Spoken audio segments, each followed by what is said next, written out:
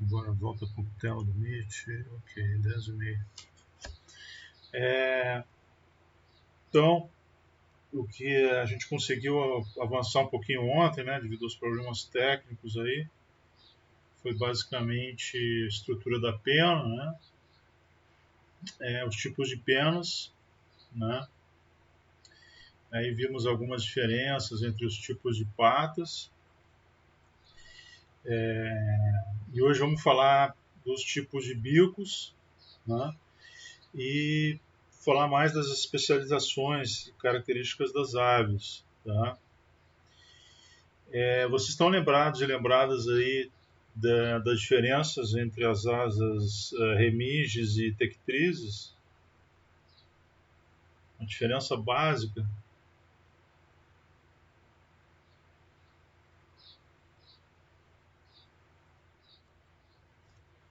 Das penas, da pena. É. Isso. Exatamente. Tectriz é de cobertura. Muito bem. Certo, obrigado. Vou voltar aqui para o slide.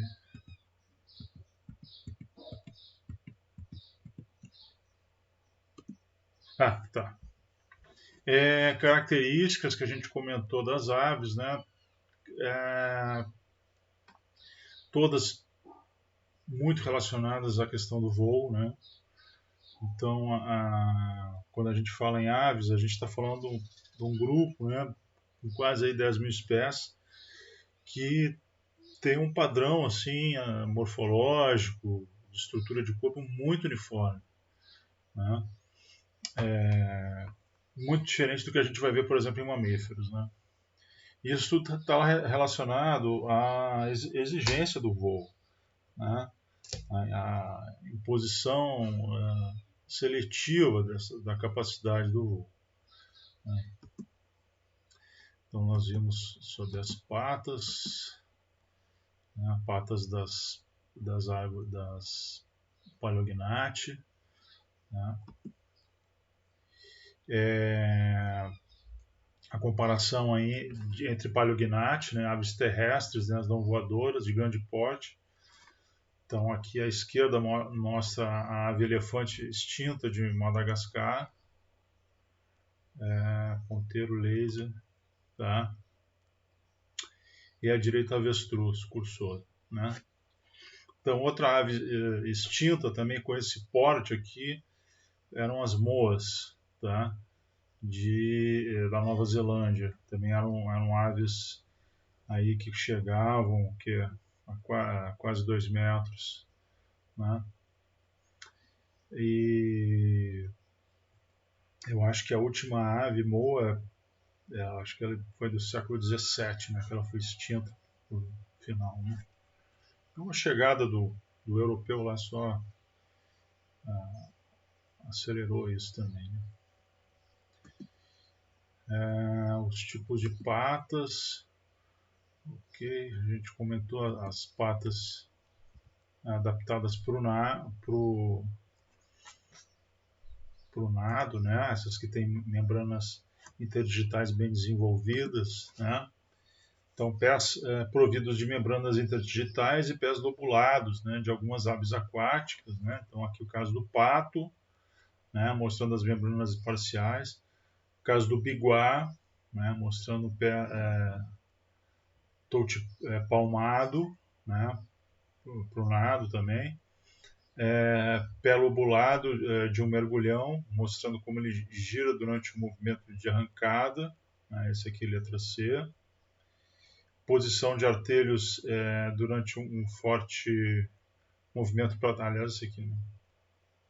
Aqui, letra D. Posição dos artelhos durante um forte movimento para trás. D, vista frontal. E letra E, vista lateral do pé girando durante o movimento de arrancada para frente. Então, os bicos também, o que podem nos informar o bico? Também sobre o hábito de vida, o hábito alimentar. Tá? Então, o bico é o que? A modificação das mandíbulas superiores e inferiores. Lembrando que as aves não têm dentes, tá? Auxilia muito na busca de alimento, na defesa, né? Nas bicadas, na construção dos ninhos, né? Muito importante para a construção dos ninhos. E aí alguns tipos de bicos, tá? Que tá no POG, né? Relacionados aí ao tipo de hábito e alimentação, né? Então esse aqui é o parulídeo, né?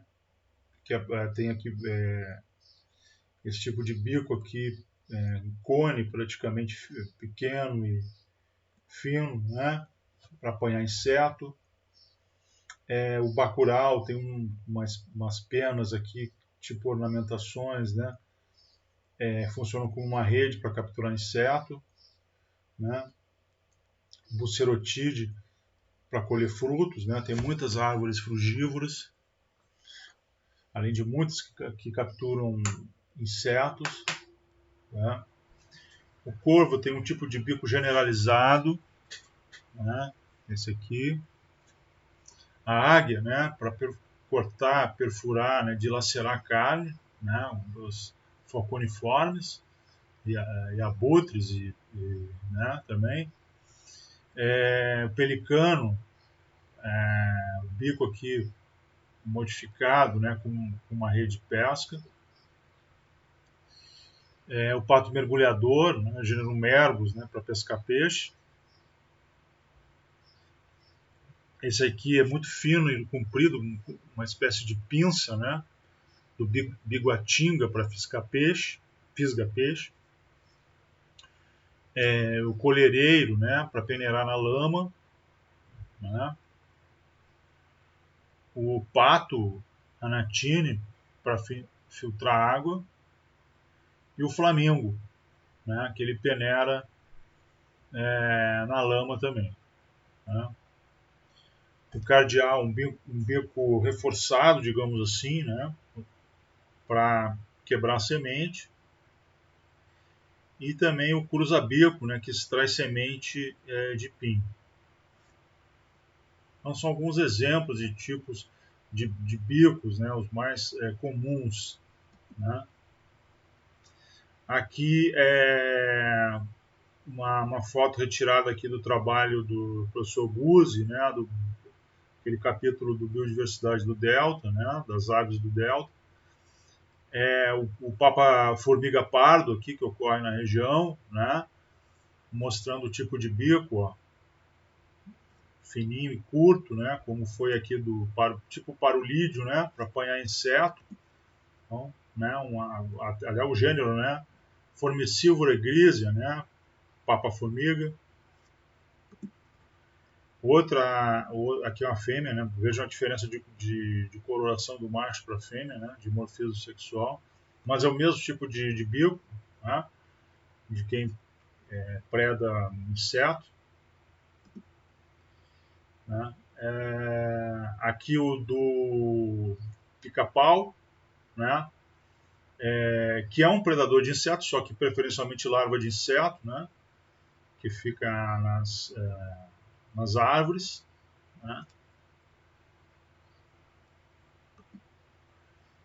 Aqui o pica-pau que ocorre aqui na região, né? O Campéphilus melanoleucos, né? O pica-pau do topete vermelho. Né? É um bico também reforçado, né? Porque ele bate na madeira também para ver se tem uma cavidade lá, se tiver algo meio oco, ele vai investir ali para localizar a larva, né?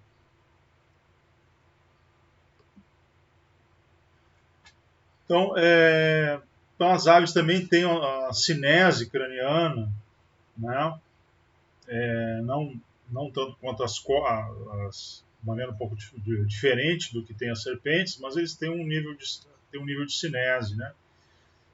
Cinese do crânio e das maxilas. Aqui o exemplo da letra A, uma gaivota, né? Quando ela abre a boca, o movimento aqui do bico, né? Do maxilar e pré-maxilar modificados, né? Mostra movimentos cinéticos do crânio e das maxilas que ocorrem durante a deglutição. Tá? Então as setas brancas indicam as posições de flexão para fora, então abre expande, né, abre lateralmente, e as pretas indicam a flexão para dentro, né? Então na extremidade aqui fecha e nas laterais aqui amplia mais, né? Abre. E na letra B, as narcejas, né? O galinago, né? Um bico longo, fino, né? De bicos longos procuram vermes e crustáceos em substratos moles, né? Podendo elevar a ponta do bico superior sem abrir sua boca.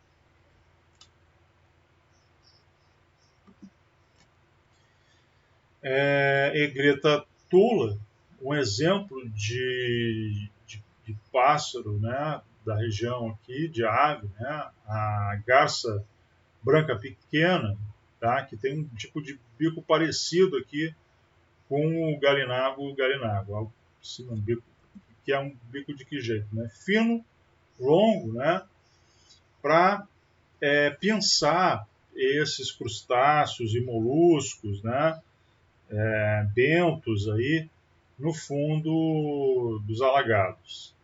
Tá?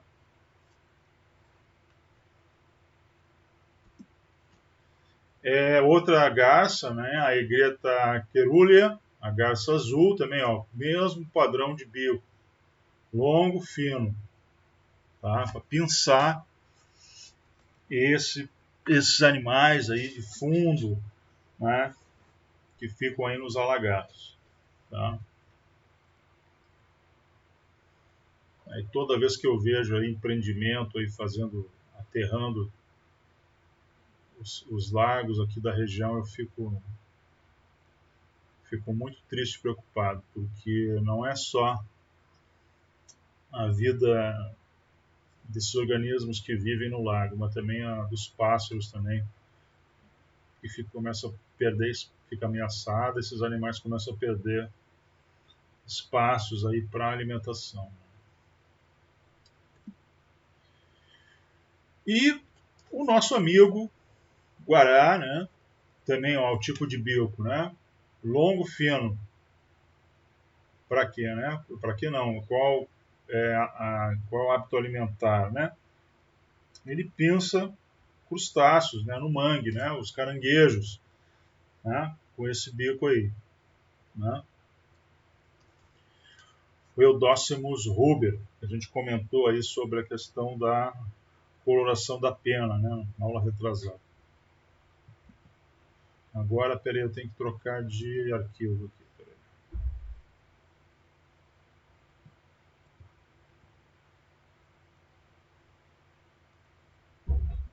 Esse aqui, agora, só um momentinho.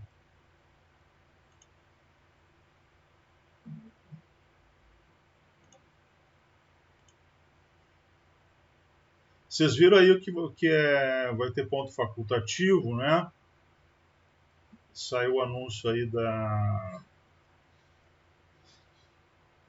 da UESP aí, né? Vai ter aula normal, tá?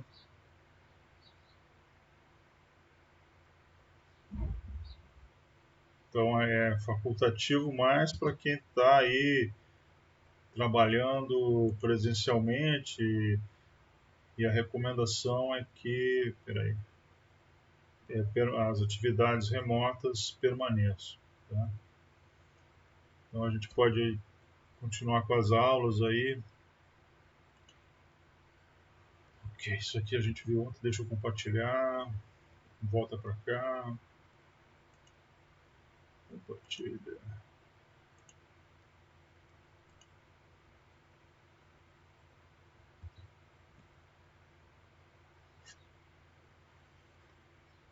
Ok. Tá, isso aí que a gente viu a estrutura da pena ontem. Né? Okay. Tá aparecendo aí? Tá. Volta pra cá. A gente falou do cálamo, raques, barba, bárbulas, né, o vexilo, as remígias, tectrizes, okay, o osso pneumático, Ok. Então um pouquinho de anatomia relacionado ao voo, né, às asas. Né? Então aqui uma corte, digamos assim, uma visão transversal, né, de cima, aliás, de cima para baixo, né, mostrando a musculatura do peitoral, né, o grande peitoral e o supracoracoide, né, que fica por baixo, digamos assim, do grande peitoral. Né. Então, são mostrando a secção transversal de um externo de uma ave, mostrando a relação entre o músculo peitoral e o músculo supracoracoide. Né. Isso tudo é relacionado ao voo, né? Músculos do peitoral. E na letra B, a vista frontal e lateral do externo e da cintura escapular de uma ave, mostrando a inserção do tendão e do músculo supracoracoide na cabeça dorsal do húmero, passando pelo forame triósseo. E o forame é formado pela articulação da fúrcula, né? Esse osso modificado, característico aqui da cintura escapular das aves aí, né, que se criou aí um mito aí, uma história de que era o osso da sorte, né? Isso é tudo criação. Né? Bom, aqui o húmero, a escápula,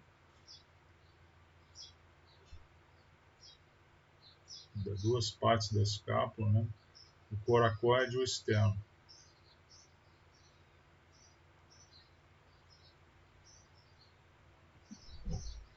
E aí a asa, né? A anatomia dos tipos das asas, né? Então, comparando aqui, 3 tipos de aves, né, que tem assim, seria de um extremo ao outro em termos de padrões de voo das aves, tá? Então, comparando aqui a anatomia, né, a osteologia dos ossos da asa e parte da cintura escapular entre um beija-flor, uma fragata e o albatroz. Aí se fez aqui tipo um trabalho de morfometria e se colocou as asas dessas diferentes aves, que o tamanho delas é bastante diferente, e se colocou na mesma proporção, tá? Então, proporções das asas, né? Comparação entre os comprimentos relativos dos elementos proximal, mediano e distal dos ossos das asas de diferentes aves, né? Desenhadas do mesmo tamanho. Tá? Como se a gente colocasse do mesmo tamanho esses 3 aves, né? E mantesse aí as proporções relativas de cada osso. Tá? Então, primeiro o beija-flor. Tá? Então, aqui nós temos a escápula, em cinza aqui. Depois o braço, que equivale ao húmero. O antebraço, com o rádio a una, né? E aqui a mão, né, com os ossos carpais e as falanges, enfim, modificadas aí. Né? Vamos ver. Então, se lembra do tipo de voo do beija-flor? Beija-flor voando. É impressionante a quantidade, né, de batidas que esse animal faz no voo, né? E ele é o único grupo aí das aves que consegue ficar se manter no ar, né? Em voo. Né? Ele consegue assim manter a posição do corpo, digamos assim, da cabeça e do tronco, né? Na mesma posição, né? Voando. Tá? Então só os beija-flores fazem isso. E isso está relacionado ao quê? As modificações aí anatômicas E também o fato de que eles são nectarívoros, né? Eles se alimentam do néctar, né, das flores, tá? Eles são, portanto, polinizadores também, né? A gente vai de um extremo ao outro no tipo de voo aqui, tá? Um tipo intermediário, tá? Mais comum, assim, é o da fragata, tá? Em que a gente tem, assim, uma quantidade, né, de batidas de voo relativamente intermediário, né? Uma ave marinha, tomada como exemplo, tá? E no outro extremo, né, totalmente oposto ao tipo de padrão do beija-flor, é tomado como exemplo o albatroz. Tá? Então o albatroz tem assim grande envergadura de asa, né? Essas aves de grande porte, né? Então estão dentro desse padrão aí de voo do albatroz, né? Que são mais pesadas, são maiores, né? E batem, obviamente, uma menor frequência, tem uma menor frequência de batida de asa. Tá? Então, lembrando aí que o albatroz é uma ave marinha, tá? E se vale muito das correntes aí de ar, né? Para poder voar, né? Então, esse padrão de... que o beija-flor, assim, o beija-flor ele começa a bater asa e, pum, já alça voo, né? Não precisa fazer pegar embalo e correr que nem numa pista de voo aí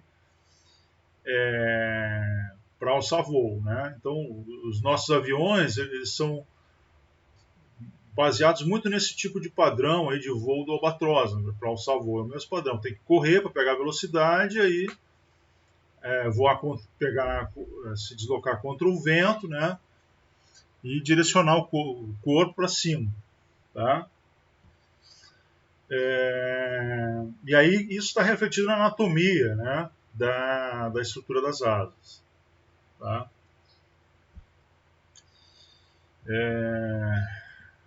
Okay. Alguma questão?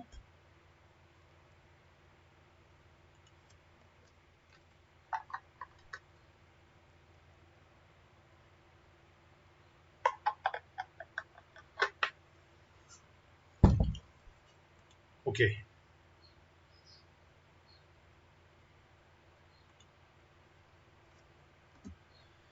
Então, mais adaptações para o voo. Tá? Então, essa estrutura toda da anatomia aí da asa, né, ela permite um aumento aí da potência. Tá?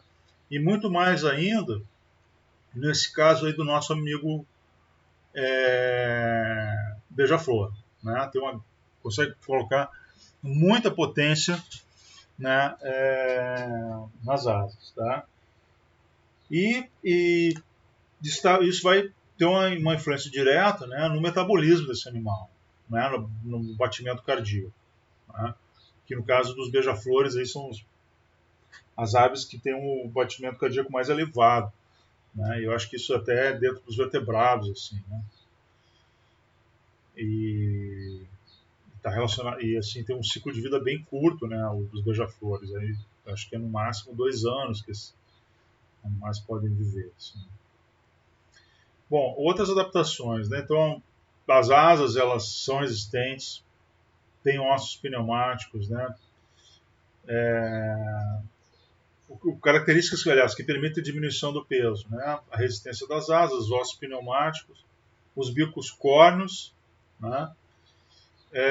A endotermia, tá? Altas taxas metabólicas, né? Que são de 6 a 10 vezes maiores que a dos répteis, né? E isso está relacionado a um coração grande e pressão sanguínea mais elevada. Tá?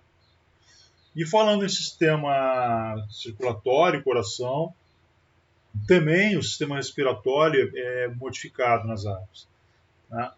É um sistema respiratório diferenciado e altamente eficiente, tá? Como a gente vai daqui a pouco mostrar. Associado à questão do voo, tá?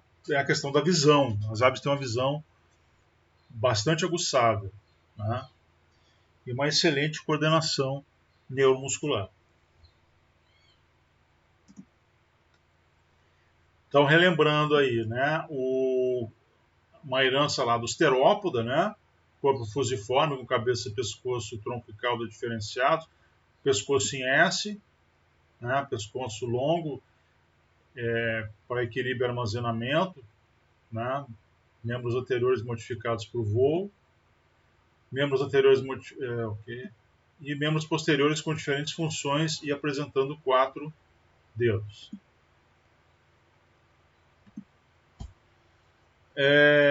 Nós temos a epiderme coberta de penas, né?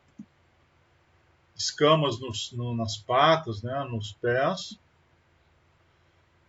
um revestimento delgado de penas e escamas, e na região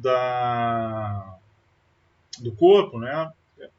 Não há glândulas sudoríparas como nós vamos ver nos mamíferos, tá? Mas tem a presença numa região do corpo da glândula de óleo, né, que é o uropígio, que fica na base da cauda, né, e ali, com o bico, né, ela espalha esse óleo para as penas. Qual seria a função? Né? A lubrificação, né, manter a impermeabilização das penas. Tá?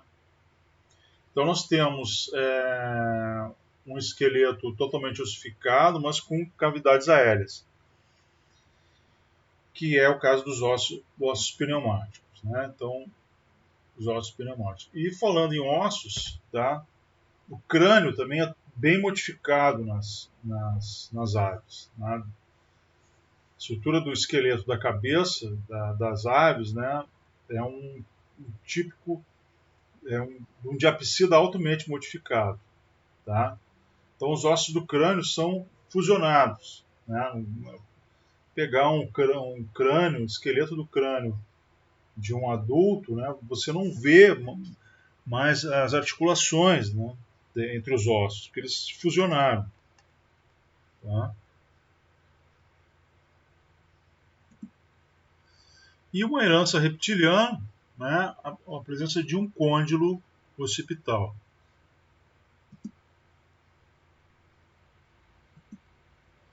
Então, esse bico cônio não tem dentes, como a gente já falou. Né? Então, as costelas têm processos uncinados que ligam uma costela à outra, né? E isso vai estar relacionado com a questão da ventilação, da respiração. Um externo bem desenvolvido e normalmente com quilha. Um único osso no ouvido médio, que é o estribo. E apresenta encéfalo e 12 pares de nervos cranianos, como nos outros gnatostomados. Então, mas vejam que também outra modificação aí, né, os ossos do ouvido médio, né? Então, é um apenas. Então, a pele das aves ela é fina e solta, ela é pouco vascularizada, né? Então isso evita sangramentos ou perda de sangue em qualquer acidente aí, né? Ela é pouco inervada, ela tem aplicações subcutâneas, né? A região dorsal em seção do pescoço com o tronco. Não tem pigmentação, então a pigmentação ficou toda voltada para as penas. E a glândula uropígea, como foi comentado, né, libera essa substância oleosa que a ave vai usar para impermeabilizar, para impermeabilidade. Né? Então ela espalha esse óleo pelas penas, né? Então é importante, muito importante, principalmente para as aves aquáticas, né? Que vão mergulhar e entrar em contato com a água e manter as penas livre da água. Né? Então, isso ajuda a manter a elasticidade nas penas também. Né? Ela lubrifica e mantém a pena viva, né? Digamos assim. Né? Então, falar um pouquinho da anatomia. Tá? E aí, como é que um animal desse faz para se alimentar? Né? Ou a gente fomentou aqui a questão. Como é que é a digestão, né? O processo digestório? Ela não tem dentes. E aí? A gente viu aqui os tipos de bicos, né? Básicos. Né? A gente comentou que elas não têm dentes. Né? E aí, como é que faz sem dente? Né?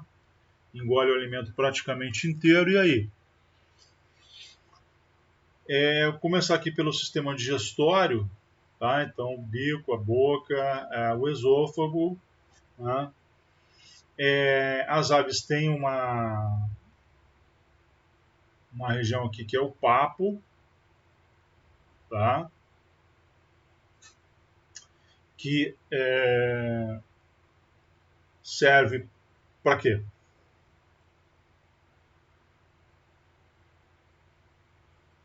É uma cavidade que armazena por um tempo o alimento.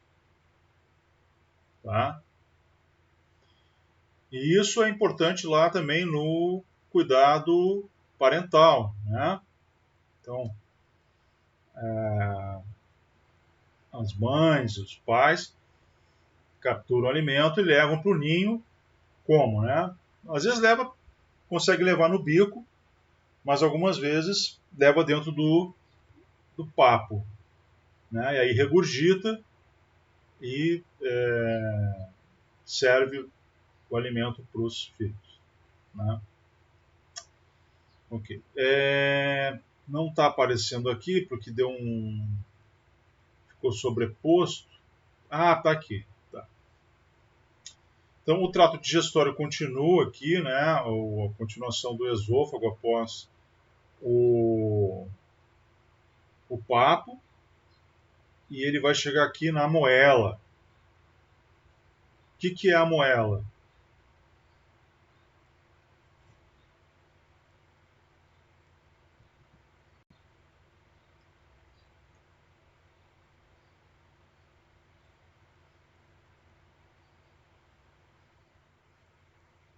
Exatamente. É o estômago modificado, o estômago musculoso, né, que vai fazer o papel de triturar. Né? E aí o que pode ajudar na trituração desse alimento?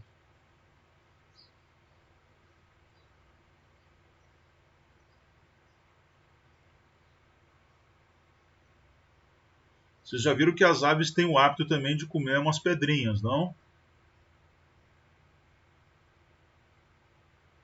Somente galinha, né, que é mais fácil de observar, né? Elas ingerem umas pedrinhas, tá? Então essas pedras elas são elementos duros que lá dentro da moela vão ajudar a triturar e macerar o alimento, tá? Ok, um comportamento parecido com os nossos amigos lá crocodilianos, arcossauros também, tá? O estômago deles é musculoso também, não chega a ser uma moela, mas eles também engolem umas pedrinhas, né?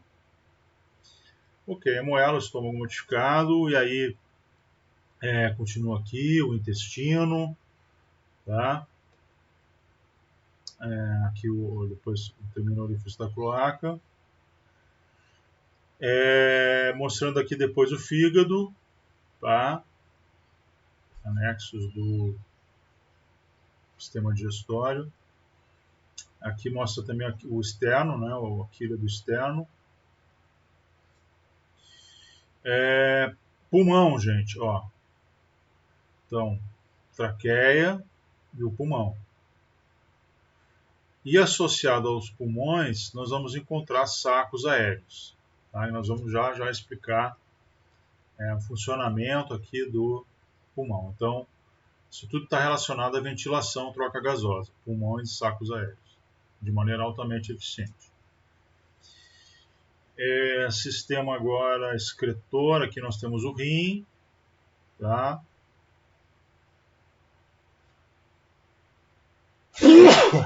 Perdão. Ureter, continua no ureter, e ele termina aqui no orifício da cloaca. Aí, no caso aqui, é a anatomia de uma fêmea, tem aqui o ovário, tá? Também o oviduto, e termina aqui no orifício tudo da cloaca. Não tem bexiga, vocês repararam aqui, né? Aquilo que nós tínhamos comentado, ele não armazena urina porque não tem bexiga. É outra adaptação para o voo, tá? Então, produziu a urina, já libera. Não fica aguardando nada, não.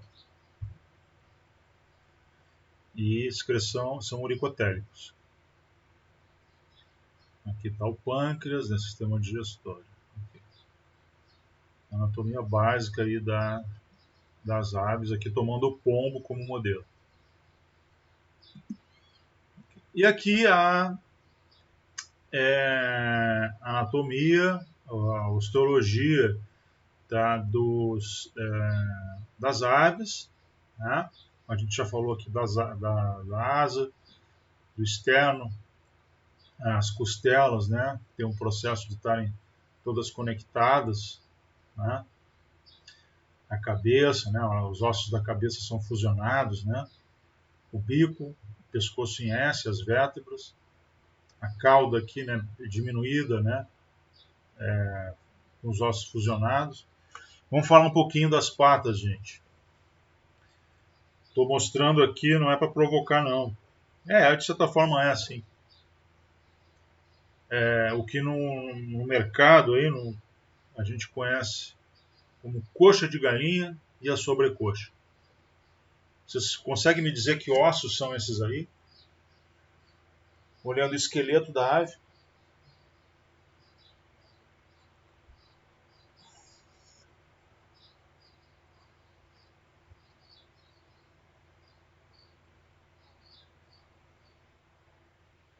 De cima e o de baixo.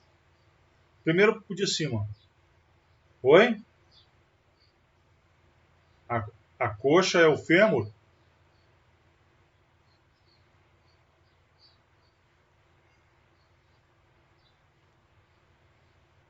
Exatamente, é o 21, é o tibia tarso. Mas no primeiro momento, né, a gente é levado a achar que a coxa de galinha é o mesmo fêmur da ave. E não é. Né? O fêmur é o que é vendido como sobrecoxa, que tem um osso só lá dentro, né? Quem já desossou esses pedaços de frango aí? Quem tem o hábito de comer coxa de galinha, que na verdade não é coxa, né? É tíbia tarso, né? Vai se lembrar que tem um ossinho ali do lado, ali junto, né? São quase dois ossos fusionados. Certo? Só uma brincadeira aí com a anatomia, né? E com o que assim é vendido no mercado, mas na verdade é uma tremenda enganação anatômica para cima da gente, viu? Então, na verdade, a sobrecoxa é a coxa e a coxa é o tibia tarso. Então, É porque lembra mais assim uma coxa, né, humana, sei lá.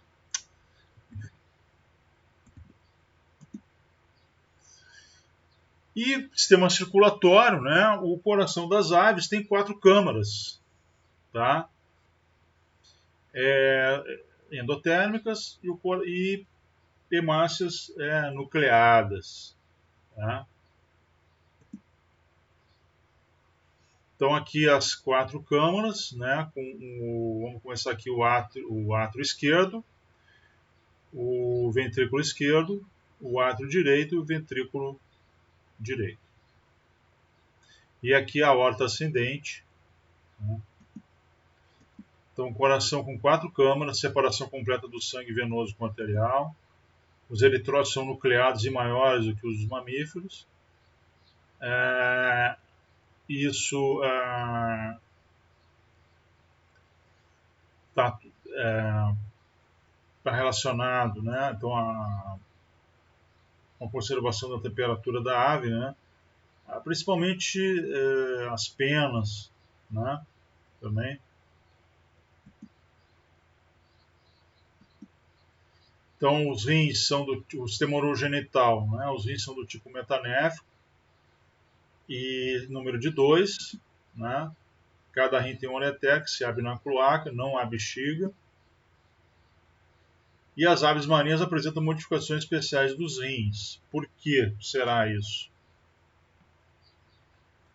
Devido ao excesso de sal, né? Então, lembrando que também produzem as glândulas lacrimais, também são modificadas em glândulas de sal, né? As aves marinhas. Aliás, só a avestruz tem bexiga urinária, viu? A ave que não voa. Ok, aqui mostrando o sistema urogenital do macho de pombo, né? Com os rins aqui. Depois eu vou traduzir e passo para vocês, mas eu já faço aqui. Em marrom aqui os rins, tá? Então a ureter. Então, e aí aqui a região da cloaca. Né? Aí nós temos os testículos, né? O vaso deferente e aqui a cloaca também. Né? Aqui o reto do intestino, continuação do intestino. E depois a abertura cloacal. Né? E aqui no final, aqui, continuando após o vaso deferente, a vesícula seminal.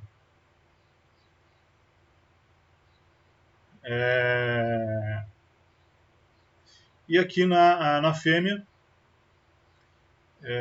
a glândula adrenal, ó, também. Mesma posição que acontece com os mamíferos, viu? A glândula adrenal nessa posição anatômica aqui, próxima aqui dos rins, né? Aqui é no sistema urogenital da fêmea, do pombo, que é tomado como modelo, exemplo didático, tá? Mesma estrutura de rins, tá? De glândula adrenal, com a questão aqui do ovário, tá? Então, o ovário aqui, o ovo, né? E depois a estrutura aqui do ósteo, do magnum, do istmo, né? E o que vai acontecer, né? O ovo é liberado pelo ovário e a casca vai sendo produzida, né? Ao longo dessa trajetória, até correr a ovoposição, né? Sai pela cloaca. E aqui o útero, ó. Ó, no útero está a shell gland, né? A glândula que produz a casca, aliás, né? Tá?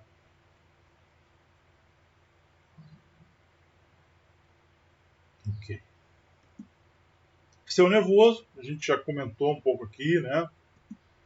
Sistema nervoso central periférico, 12 pares de nervos cranianos, bem desenvolvido, principalmente as estruturas relacionadas com equilíbrio e com a orientação espacial, né? Para quem voa, tem que ter isso aqui bem desenvolvido. Órgãos extremamente desenvolvidos, paladar e olfato são pouco sensíveis, ao contrário da visão e da audição. Então aqui a gente já falou do sistema digestório, né, naquela outra slide. Então o bico, não tem dentes, tem o papo, né? O proventrículo, papo, que é praticamente a continuação do esôfago entre o papo e a moela, tá? O intestino aí pode ter 1 ou 2 secos e a cloaca, tá?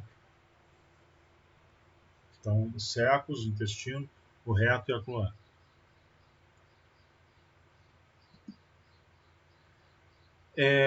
O tubo digestivo, né? Então, completo com boca, esôfago, papo, proventrículo, estômago químico, a moela, o fígado, o pâncreas, a vesícula biliar, o intestino delgado e o intestino grosso.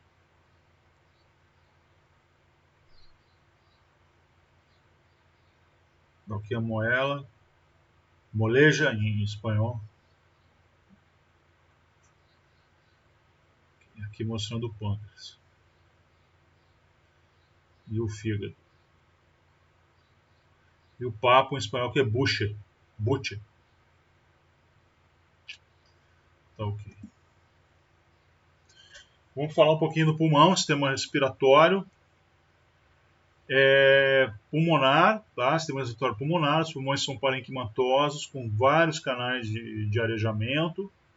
E associado aí aos pulmões, compondo o sistema respiratório, nós vamos encontrar sacos aéreos, tá?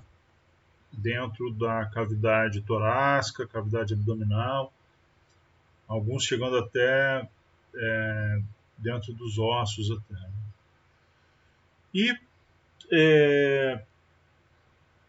já que fala-se de sistema respiratório, né, passagem de ar, as aves têm uma estrutura única, que é a siringe, tá, que é o órgão do canto. Tá, as aves cantam. Então, pulmões são levemente expansíveis, com delgados sacos aéreos entre os órgãos e esqueleto, né? Olha essa capacidade de... essa águia aqui, ela virou a cabeça para trás, né? Isso aqui é relacionado ao côndilo occipital.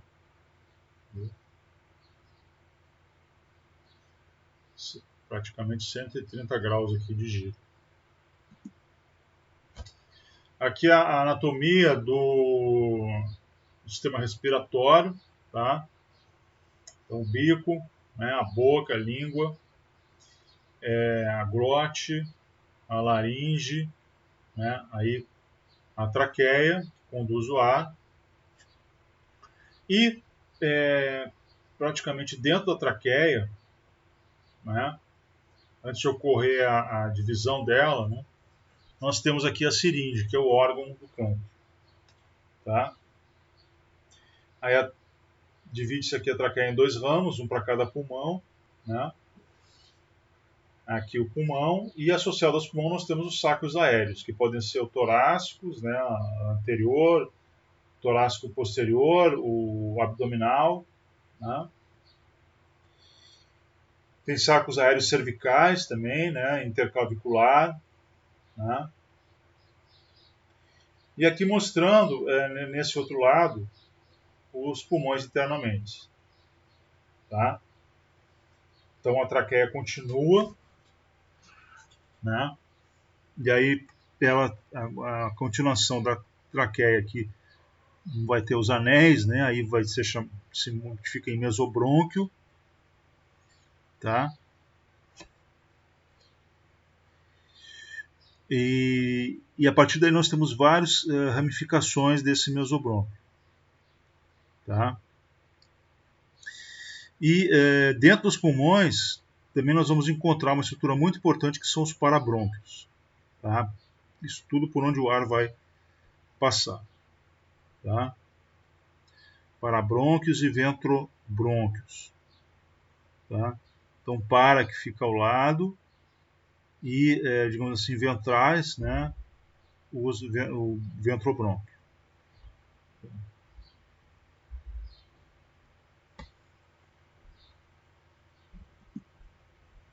Então, o que acontece? O ar ele vai ter apenas um circuito, um movimento, né, dentro, né, do pulmão. Tá? É diferente de que acontece com os mamíferos, tá? Em que o ar entra, vai até o alvéolo e volta, digamos assim, pelo mesmo caminho. Nas aves é diferente. Uma boa parte do trecho, do trajeto do ar, né, não percorre o mesmo caminho. Tá? Então vai repetir o trajeto só na região da traqueia, praticamente. Dentro do pulmão é um fluxo unidirecional. Assim, né?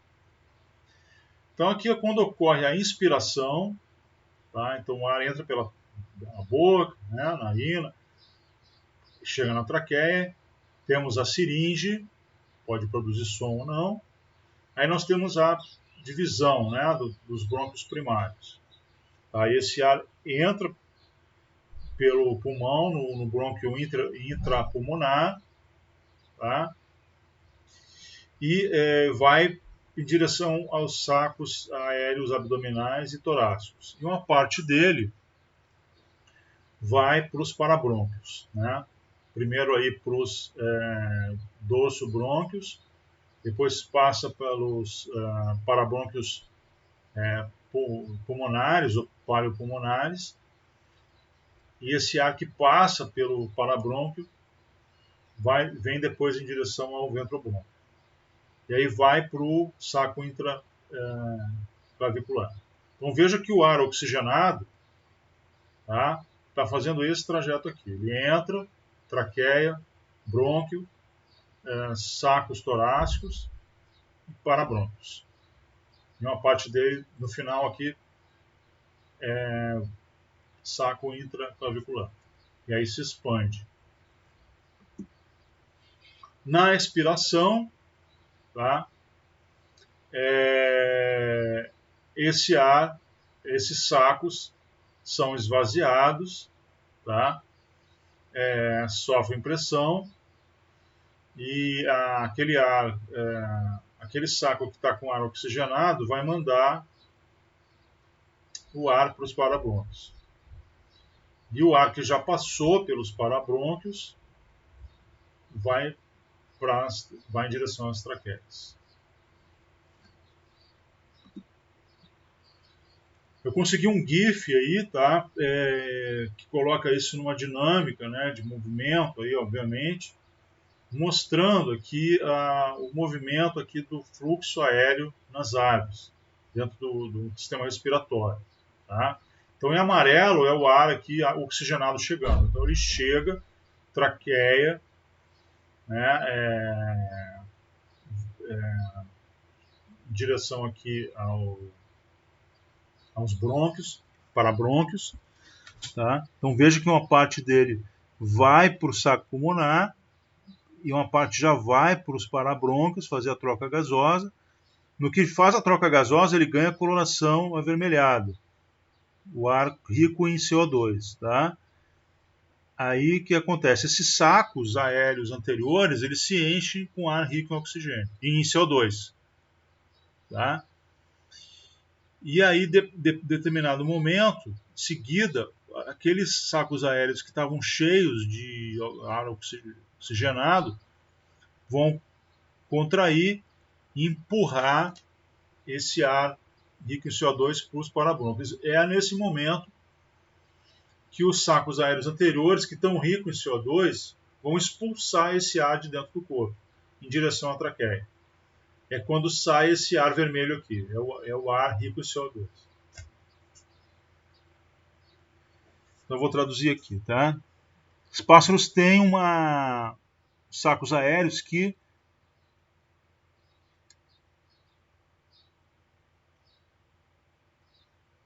bombeia, né, através o ar através dos pulmões, tá? Diferente de mamíferos, o ar flui numa única direção através dos pulmões das aves. Então, isso é ajudado, né, pelos sacos aéreos, tá? Então, isso permite o quê? As aves obter oxigênio, né, durante o voo, tá? E ter uma máxima eficiência, né, de obtenção de oxigênio, tá? Então, se a gente lembrar que nós temos que elas alcançam elevadas altitudes e vão sofrer o efeito, a questão do rarefeito, né, do oxigênio rarefeito, né? Então, a pressão da atmosférica de oxigênio nas altitudes, ela cai. E mesmo assim as aves conseguem voar por lá, devido a esse sistema altamente eficiente de troca gasosa, de ventilação e troca gasosa, com os pulmões e os parabrôncos. Tá? Então as aves podem respirar em elevadas altitudes do que fazem os mamíferos, porque seu sistema de pulmonar, né, é altamente eficiente.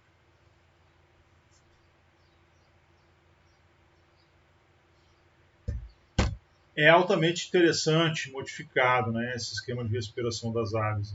É impressionante.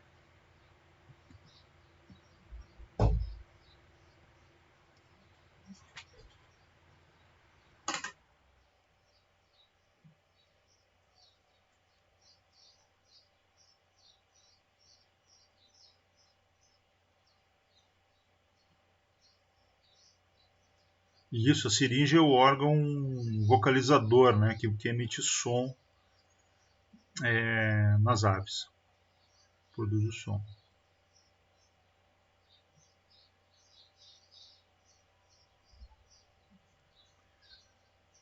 Mas vejo que tem todo um trabalho aí da mecânica da pulmonar, né, da ventilação, né?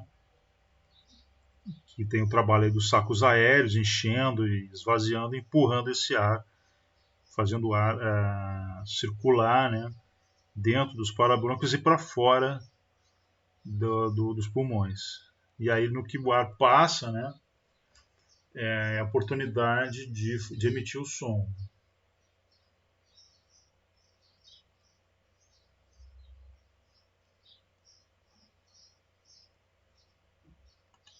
Entendido?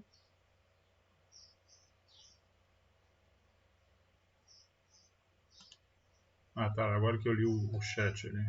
Okay.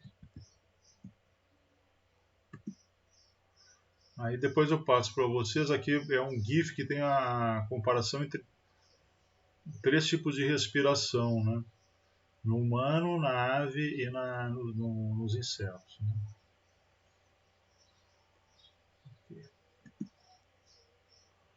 Então aqui, toda a explicação que eu falei, ela está nesse esquema aqui do Hickman, né? Simplificado aqui, com entendimento do processo mecânico, né? Então, sacos aéreos ficam entre os órgãos e esqueleto. Então, os aéreos posteriores, os anteriores, né? Pulmão, a traqueia, a seringe. Então, a seringe, esse órgão, né? Fonador aí, é a caixa vocal, né? Então, a questão do som é muito importante para o reconhecimento das espécies, né? Então, o ramo da zoologia que estuda as aves, né, a ornitologia. Então tem isso, os ornitólogos eles treinam, né, os ouvidos, né, para reconhecer os tipos de canto, né. Então conseguem identificar as espécies, né, através do tipo de canto. Tá? Então isso aí a gente já conhecimento popular, né, a gente já sabe cada tipo de espécie tem um tipo de canto, o BTV, entre outros, a gente já conhece. Né?